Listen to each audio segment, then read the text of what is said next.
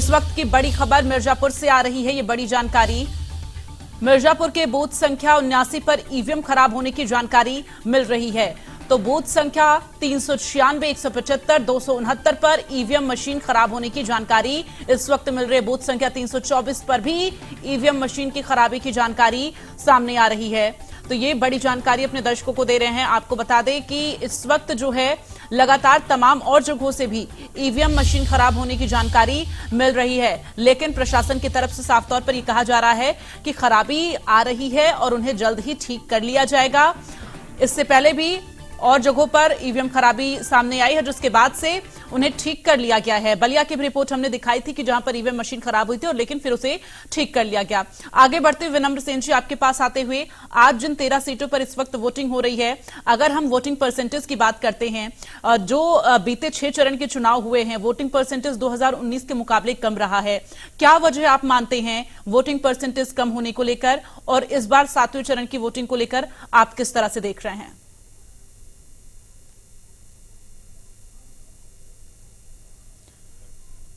एक तो मौसम भी कारण है। जितनी गर्मी इस वर्ष पड़ी है, उतनी गर्मी पिछले चुनावों में नहीं पड़ी थी। दिल्ली का पारा रिकॉर्ड तो 52% के पार, 52 डिग्री के पार हो गया। इसी तरह से मैंने पूरे उत्तर प्रदेश और पूरे पूर्वांचल में गर्मी की यही हाल रही। पश्चिमी उत्तर प्रदेश हर जगह पूरे देश में गर्मी का पारा और पिछली बारियों से ज्यादा रहा। तो गर्मी भी निश्चित तौर पर प्रभाव डाली है वोटिंग परसेंटेज पे। लेकिन 19 अप्रैल को जो पहले चरण का चुनाव हुआ था विनम्र सेन जी, तो उस वक्त इस तरह से गर्मी, इस तरह से भीषण गर्मी नहीं थी।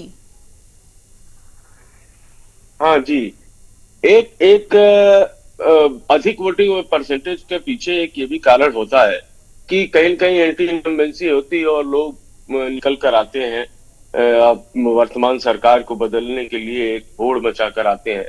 वैसी स्थिति इस बार मोदी सरकार की नहीं थी। एक जैसे 2014 में एक आंदोलन में पूरा देश परिवर्तित हो गया और मनमोहन सिंह सरकार को पूरा देश आंदोलित हो गया और विशेष तीर नहीं मारा था, जिसके कारण पूरा देश आंदोलित हुआ था। मुख्य भूमिका तो अन्ना हजारे और अरविंद केजरीवाल की थी, लेकिन हाँ, उसको बदलने के लिए एक बेहतर विकल्प भारतीय जनता पार्टी और नरेंद्र मोदी दिखाई दिए और उस आंदोलन के रूप में लोगों ने सड़कों पर निकलकर वोटिंग की और कांग्रेस को बाहर करने के लिए वोटिंग परसेंटेज बढ़ाया।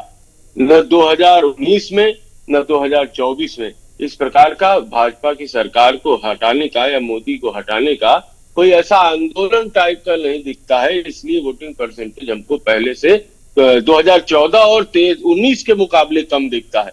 हालांकि 2009 के मुकाबले वोटिंग परसेंटेज कम नहीं है,